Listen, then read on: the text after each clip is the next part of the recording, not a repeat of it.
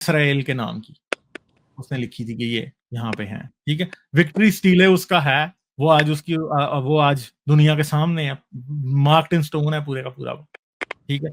और उसने 1392 में जो अपनी सारी की सारी स्टोरी लिखी थी, उसके अंदर उसने लिखा हुआ कि उसने इसराइल को भी हराया, फलस्तीनियों को भी हराया, मुआबी थे, अमूरी थे, ये सारे के सारे इस इलाके में थे, उन सबको हराया, ठीक है।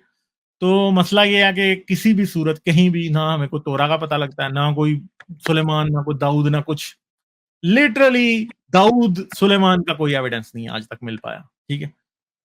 तो ये सारी की सारी तोरा की जो हिस्ट्री है, और उसके बाद बहुत सी हिस्ट्री है, ये इनकी इमेजिनेटिव हिस्ट्री है जो कि इन्होंने अपनी कौम को बड़ा दिखाने के लिए बनाई थी, अपनी किताबों में लिखी थी।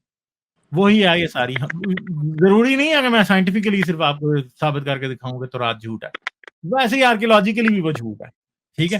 और लिंग्विस्टिक एनालिसिस के मुताबिक भी वो झूठ है।